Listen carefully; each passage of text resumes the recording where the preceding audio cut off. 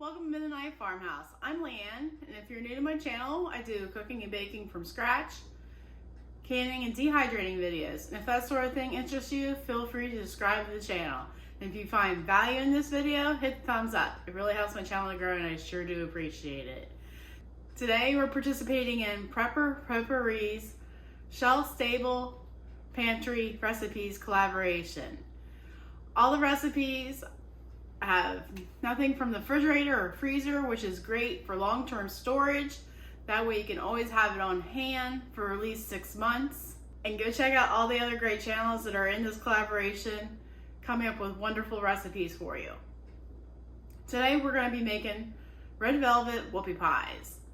They're great for summer picnics or school lunches, which is coming up here soon, or just any social gathering where there's food. Let's get to baking, shall we? To make red velvet whoopie pies, you will need 2 tablespoons of unsweetened cocoa powder, and I sift my cocoa powder just because of the lumps, a teaspoon of red gelled paste or an ounce of red food coloring, and 2 tablespoons of water. Then you'll need a 1.5 cups of granulated white sugar, a 1/2 cup of oil, either canola or vegetable oil will do, 2 eggs, a cup of water with 4 tablespoons of buttermilk powder, a teaspoon of vanilla, 3/4 of a teaspoon of salt, 3.5 cups of cake flour. And since I'm out of cake flour, I took 3.5 cups of all-purpose, measured that out, took out 5 tablespoons of flour, and added 5 tablespoons of cornstarch to make cake flour. Then you'll need a 1.5 teaspoons of baking soda and a tablespoon of white vinegar. And this is for the cake part of the whoopie pies. The easiest way to get the red food coloring to dissolve is put it in the warm water. Woo. And the last time I made these, the red went everywhere. Alright, let's see if I can get this in there. Now my finger's all red.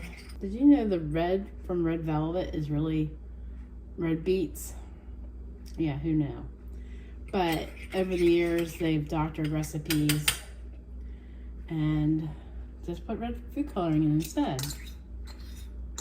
All right, we're gonna stir that to combine, and we're gonna set this aside.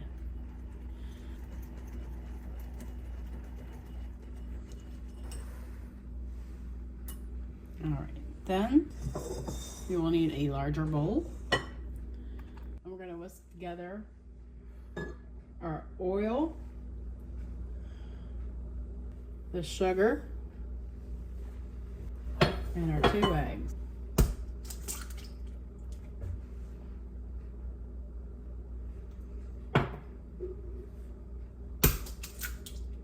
I always crack in a separate bowl so I don't get shell in my baked goods, or at least try not to.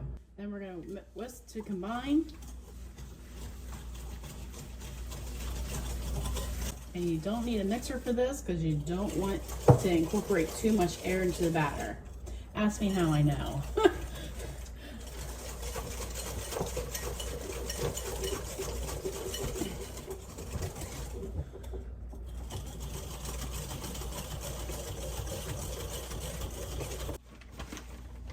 This is my favorite buttermilk powder to make whoopie pies with, and any other baked good.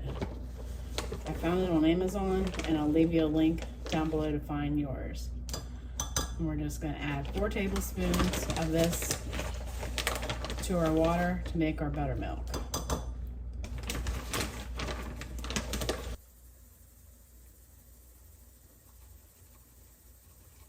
Now we're going to add in our buttermilk mixture, our vanilla, our salt, and our food coloring mixture. All right, we're going to mix this to combine.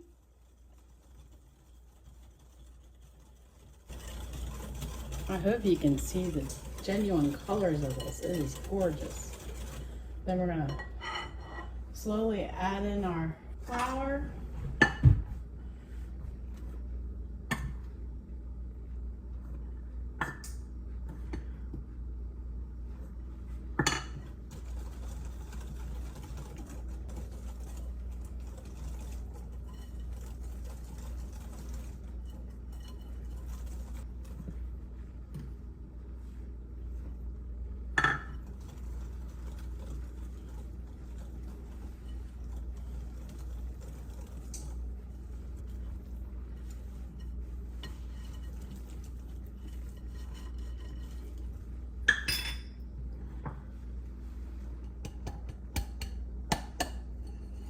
It is a beautiful day here. They were calling for rain, but naturally,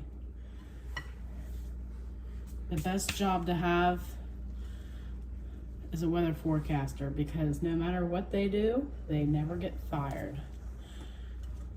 I actually have a relative that I've never met that is a weather forecaster for a major radio or TV station in the area. Oh. You want to mix that to combine. Then in a small bowl, you want to add your baking soda with your vinegar.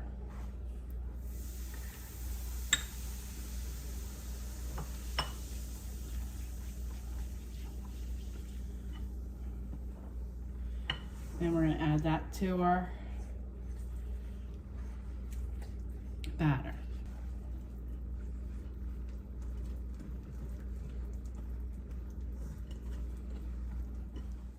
For my cookies, I use stainless steel cookie sheets with olive oil spray. You can use parchment paper if you want, or slip mats, but I haven't had good luck with those. So I'll stick to what works for me. And one wise woman said once to do one cookie first and see how it bakes. Then you can adjust it to see if it's the right texture you want. Like, I might add more flour already. So we're gonna bake this for 10 minutes and see what happens.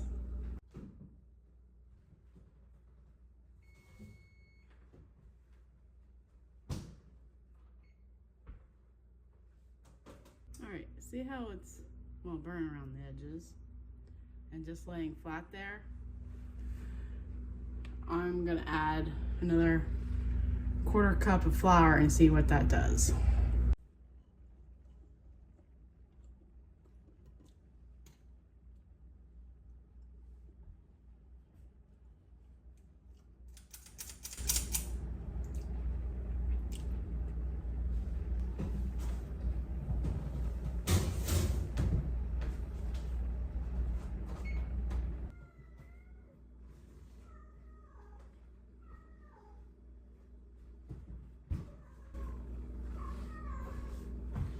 Now that is a cookie worth putting on a whoopie pie. So I'm gonna fill this tray up and get to baking.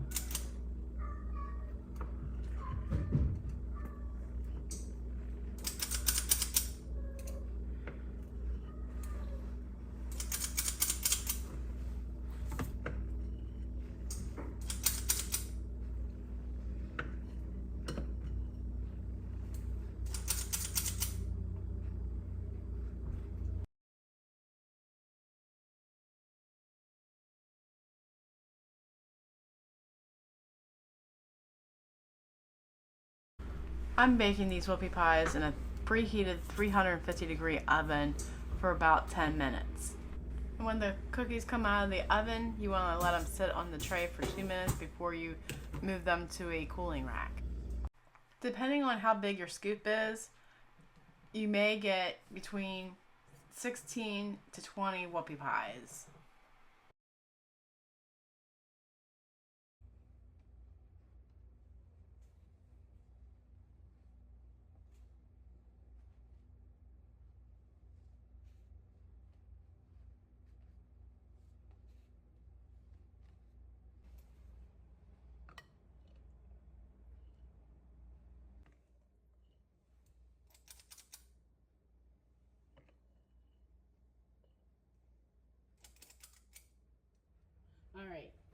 To make the filling for our whoopie pies, we need to measure out 681 grams of confectioner sugar, or you need 6 cups. And I had to make some with my dry container for the Vitamix. And apparently I made way too much. Oh my, I'm a dweeb. All right, we're gonna put the bowl on the scale, then we'll add our sugar.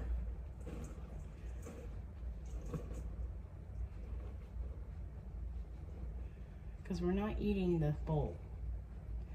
All right, I said 681. That way, that's all we need. All right. Then we are going to weigh out 477 grams of Crisco, or 2.5 cups.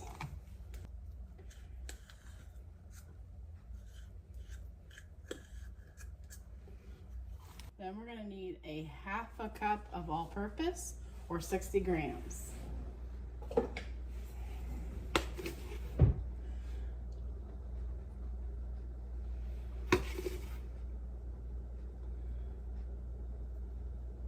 And we need a pinch of salt to bring the sweetness out. And we need a teaspoon of vanilla, but we're gonna let the Holy Spirit measure it for me tonight. Then we need a 1/2 cup of cold water. Then we're gonna add my paddle attachment that I absolutely love.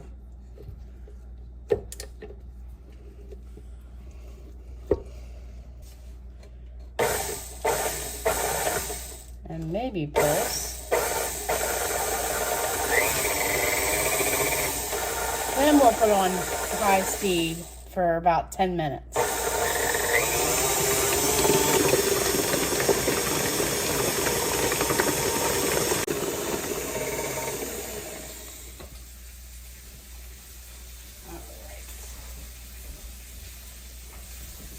This is not the cleanest thing to do. If best, you want to refrigerate this before you use it. But since it's just for my husband and I'll make some up right now. All right, I'm going to take my offset spatula and fill her up. Now, traditionally red velvet goes with cream cheese, but for the shelf-stable collaboration, I just wanted to use my traditional filling for whoopie pies. And you just want to find a similar cookie shape, and voila.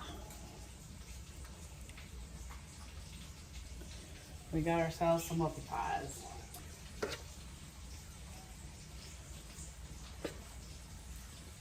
And don't skimp. I probably do, just because.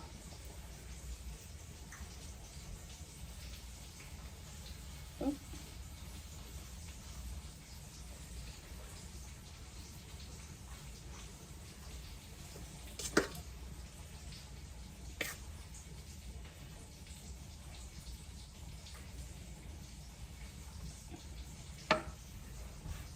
And I'm not about to use the stuff that comes in a tub at the store.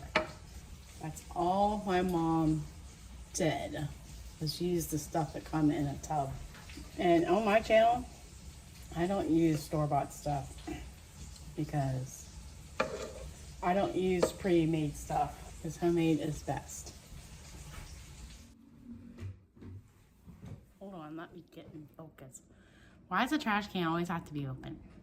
Because you might throw something in there. Hold on. Oh, I do have it on play.